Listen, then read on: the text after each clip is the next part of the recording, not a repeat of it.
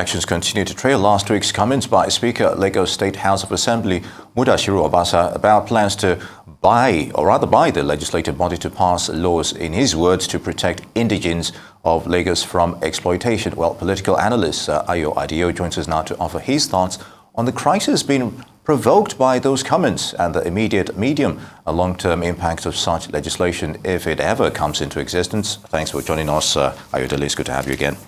Thank you for having me. All right. Do you see this coming? Or do you see this coming? And do you think the motive may have been pushed to a large extent by rhetorics from the previous elections? I'd be lying if I said I didn't see this coming, which was why I was quite vociferous after the just concluded governorship elections. And I made the point very clearly that this rhetoric had to be stopped. This ethnic dog whistling had to be stopped, and it had to be nipped in the bud. What I did not envisage was that at the Speaker's first day in office, he will make comments that will seem to promote that kind of message, which I found very, very disappointing, because the reality, I mean, nothing stops you from passing laws that benefit indigenes of any state. And I mean, if you're talking about social mobility, you're talking about creating housing preferences or mortgage preferences for indigenes, or protecting historical sites or cultural traditions. I mean, it's a given. However, when you begin to dabble in the areas of personal liberties and property rights, you begin to swim in territories that could have lasting impact on the socioeconomic well-being of Lagos State. Because the reason, aside many other things, that Lagos seems to be rich and is prosperous, is because to a very large extent, it protects individual liberties and property rights of persons across the world, which is the sine qua non for economic prosperity anywhere in the world.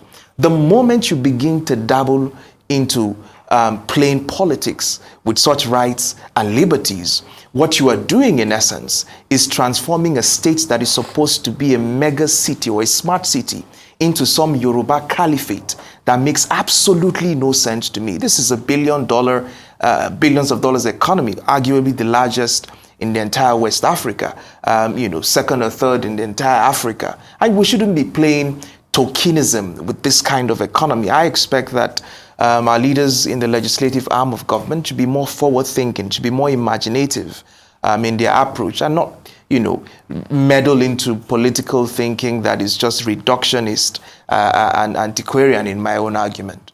But some would say that this particular sentiment is not just domiciled within lawmakers in Lagos State, because a lot of people have spoken and they say things that happen in Lagos State, for example, in other climes, in other states in Nigeria, indigenes do not permit such liberty, that in Lagos State, everyone probably can actually get away with blue murder in its metaphorical sense.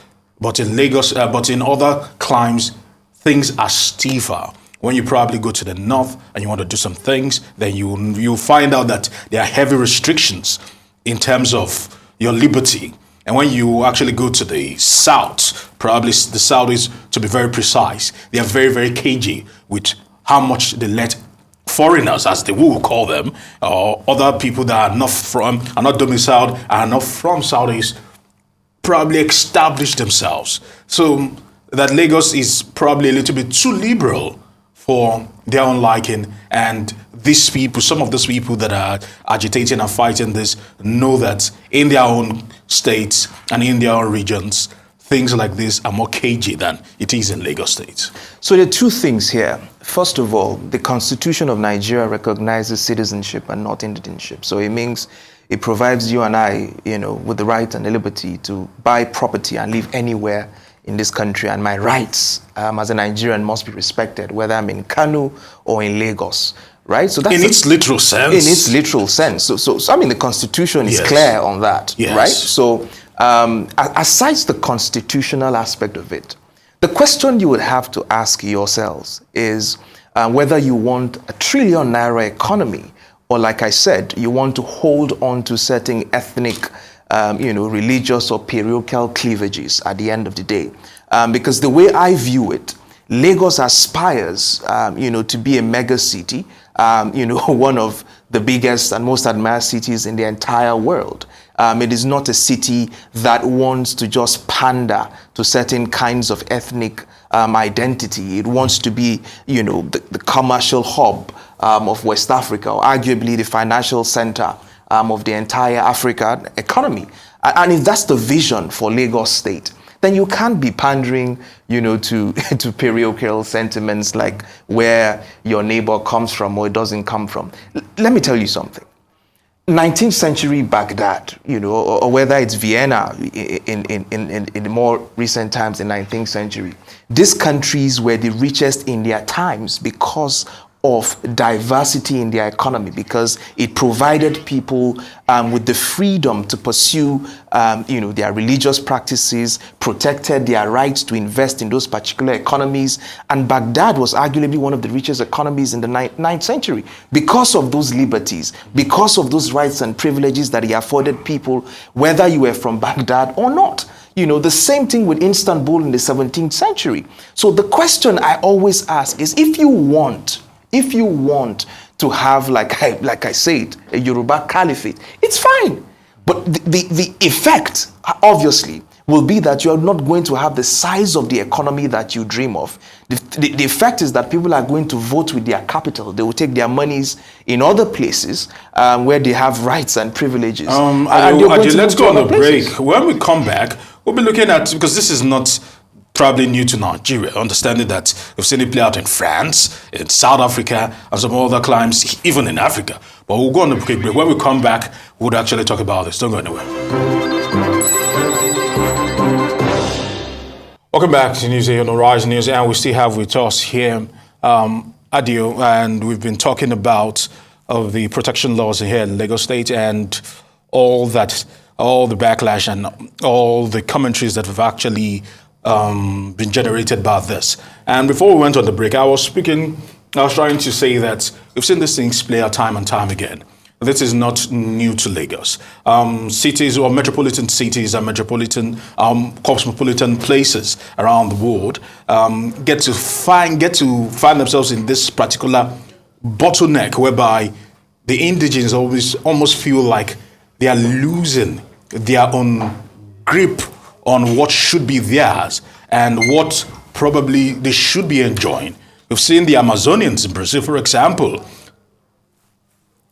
fight the government time and time again that they are almost trying to erode their own culture. We've seen it play out in France time and time again. South Africa is a typical example in Africa whereby they feel that Nigerians are almost trying to overrun their own system and run them out of their own system. Hence, xenophobia that has actually been taking place in South Africa. So probably some people will say that Lagosians are also trying to protect their own, that if they don't probably lay the mile markers on the ground, in a few years, probably Lagosians will be pushed out of Lagos. Listen, managing diversities in democracies across the world is not an easy experiment. And that's the reality, like you rightfully pointed out. That in certain cities across the world, they are still grappling with how to deal with diversities in democracies. However, one thing is clear, that countries that allow diversities of thought, the richness of the diversities of culture, and the richness of the diversities of talent always outperform closed system economies across the world. That is why you have Nigerians who are mayors in the United States, Nigerians are mayors in Canada. In fact, someone of Pakistani origin is Prime Minister of the United Kingdom today as we speak, right? So whether or not they are grappling with these diversity is not the question. The question is how they are able to move their society forward despite this lingering question. My argument, however, is that back home here, because you consistently make the point that, the Lagosians have, the people who are driving these narratives aren't even from Lagos State. That is the $1 million question. That's the puzzle. Because in reality, I have participated, for instance, in the Saleko Descendant Union meetings in the last 5-6 years. I've covered, those events. And I can tell you that they are dealing with real issues. They want scholarships for their children. They want mortgages for their working class. They want better environments for places that they're living in the Saleko.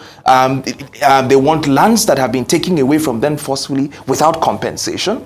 And so the people who are pushing these narratives are doing so for political reasons, and many of them are not even from Lagos, right? So my argument really is people can do whatever they want with their states. Like you mentioned a few states in the north or a few states, people can do whatever they want with their states.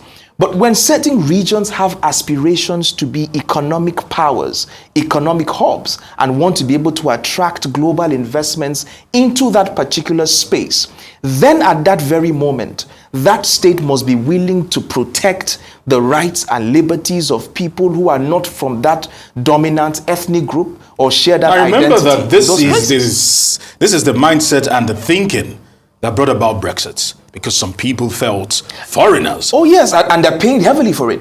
I mean, the British economy continues to pay heavily for that emotional decision that they made. Right? That's why they're having to recruit doctors from everywhere across Africa. They're trying to get teachers into the economy.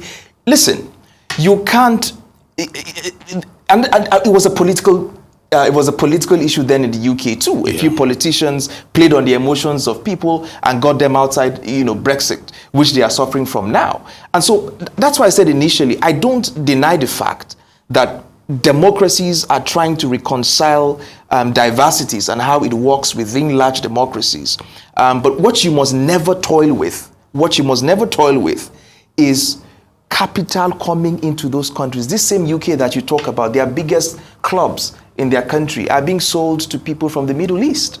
Right? The Qataris own clubs in the United Kingdom. Yeah. They own big businesses in the United Kingdom. Indians own businesses there. Because the moment you start to discriminate property rights with ethnic divisions, those monies will go to other economies across the world. And if Lagos wants to be a pace setter, in terms of socioeconomic development in Nigeria, or even has aspirations of being one of the biggest cities in Africa, it can't afford to play politics with such a narrow world view. That is my argument. If it wants to be retrogressive, if it wants to be another Osun state, apologies to Osun state, if it wants to be another Kwara state, like where I come from, it's his choice at the end of the day. He can play the Yoruba politics at the end of the day, and people will vote with their monies outside the country. It's as simple as ABC. All right, Ayodele, you talked about the issue of moving forward. Lagos is a cosmopolitan city, as it were. But whether we like it or not, this argument is still unabated. It's still those pushing the rhetorics that Lagos is a no man's land. And sometimes when you think about it, are they deniers of history, or they just ignorant of history, as it were? My problem, however, is that this thing seems to have been invented from the thin air. Because in my conversations, I've never heard anybody call Lagos a no man's land. I'm not sure how many people from this particular ethnic group that work in your office who have said it openly that Lagos is no man's land. So I wonder where this invention was created, as certain people are saying Lagos is no man's land. Let me tell you, there's a place in Kano called No Man's Land. Right? It's even dominated by people from this particular ethnic group. Nobody has a problem with it. No man's land close to Paniso in Kano. Many of the properties they are owned by people that are not from Kano State or from people. I believe they call them Sabongeri or. Thank you. It's close to Sabongeri, but it's called no man's land. It's not a problem. Do you understand what I'm saying? I get upset about these things sometimes because my grandfather lived in Birnin Kano for 55 years. My father has been in Kano for over 70 years. So my family has put in 120 years in Kano State. Nobody has ever told me that, I'm saying here is normal or say I should go back home somewhere. Never. So how come the most cosmopolitan state in Nigeria, the economic hub of West Africa, suddenly wakes up and wants to start playing ethnic paroka because of politics? It makes no sense to me. So if like I keep saying, if you want Lagos to be, and in fact, If you even look at the history of Western region or politics in Nigeria, Lagos never even wanted to be part of the Western region, as it were. That was why they wanted to be separate. They were federal. They didn't even want to play the politics of the Western region, in essence, right? So I don't know where all of these things is coming from. And like I said, if the people of Lagos so wish that, they want the states to be reduced. I have acres of land in my village in Ilorin now. I'm sure you have land in your village, right? Why are you not seeing your land? The reason we're having these debates is because people are paying premium for lands in Lagos. Many of the people who are rich, who are multimillionaires, is because they sold their land to people who have the capital to pay for it. I mean, how many locals can afford to buy the kinds of estates that we see across Lagos? Today, as we speak, they are retailing land in Ibejuleki like Gala. Everybody is retailing land, telling you it's close to a refinery. Everything is being sold. People are buying. Tomorrow again, people are now going to cry that those lands have gone when you got financial rewards for it. Those lands had no commercial value before. How do we try to balance this? Exactly. So my own idea of what a balancing act is that there are realities that, even though Lagos has become a mega city, there are people here who have, their umbilical cord is tied to Lagos. They can't run in Kano. They can't run in Enugu. It is Lagos. So I believe that there has to be some sort of concession. I don't know how that works. Maybe setting appointments has to be reserved for people from Lagos. There are 40 seats in Lagos State House of Assembly. Maybe there's a creation for about 15 seats that cuts across, Ojo, Ibejuleki, Lagos Island for people who come from Lagos. Maybe there are mortgage programs, scholarships, whatever it is. I think those kinds of conversations have to be on the table so that these, people who have nowhere else to go to would enjoy certain kinds of privileges because they come from this particular state. I think that's a conversation worth having. And I think that will be a step in the right direction if some of these things, are put to work. But really and truly, this is where the money is. And as long as this is where the money is, somebody can wake up and sell his grandfather's house that, didn't mean anything for over 300 million naira in Lagos. That's the beauty of Lagos. Right?